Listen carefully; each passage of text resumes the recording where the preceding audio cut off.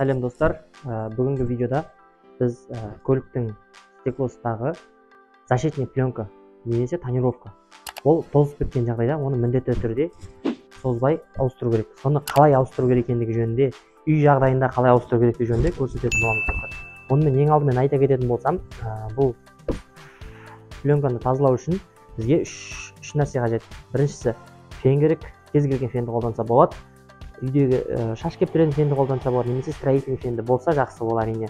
Екіншіден, канцелярский пышақ керек, нож болса ол жетеді.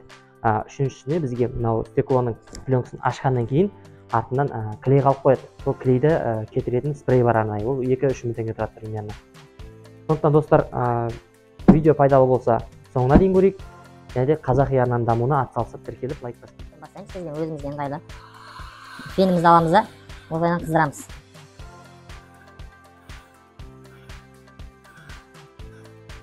Оны осылай қыздырғаннан кейін жаңағы канцелярский пышағымызды аламыз да, пленканың шетін ашып аламыз.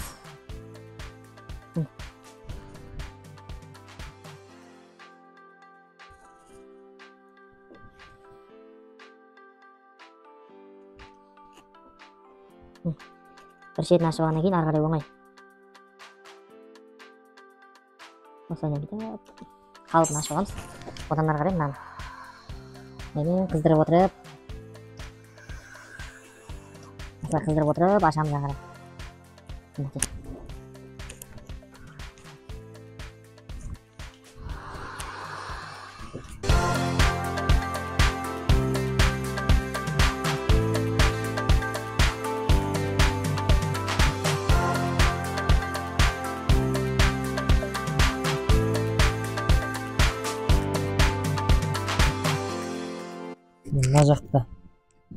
Мына жақтан бастап көрсетейін сіздерге, оңай түсінікті болсын.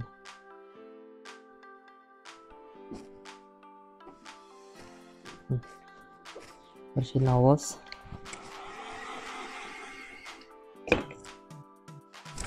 Тағасып комментарий жазып кетіңіздер.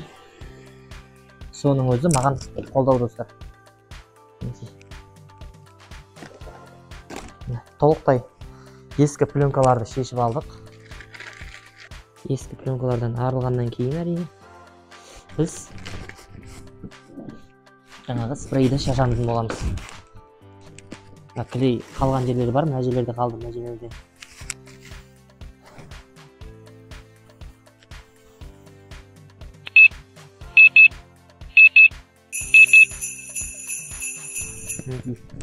Уақыт өткеннен кейін кез келген осымен тряпканы аламыз. Осылай старый клей осылай шығып кетеді, осылай сүрте берсеңіздер. Шығып жатыр ма? Мыналар көріне ме? Осылай сүртіп старый ескі қалдықтарын тазалап тастаймыз.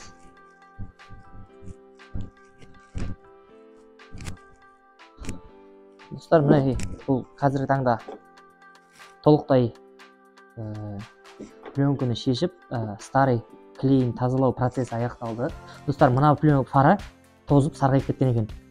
Бұны енді бұл жерде не үшін сарғайғанын айтайын ба? Мынау ескі пленкасы өте жұқа болған. Бұл защитный пленка емес, бұл былайша айтқанда тек тонировка сияқты болып тұр ғой, бұл ше. Тонировкадан кішкене ғана қалың ғой.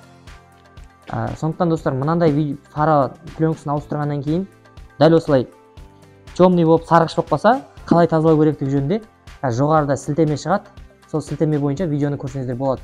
Мен дәл осындай сарғайған, тозған фараны қалай тазалау керектігі жөнінде мен роликті сіздерге дайындап салып қойғанмын. Көріп, бағасын беріп кетсеңіздер болады достар. Тамашалағандарыңызға көп рахмет. Қазақи арнаның дамуына қолдап атсалысып, лайк басып, тіркеліп кетіңіздер достар. Көп рахмет.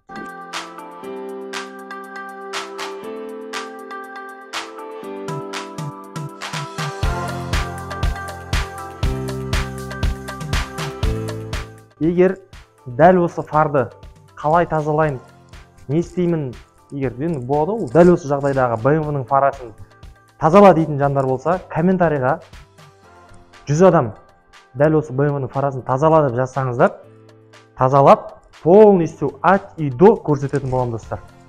Кеттік.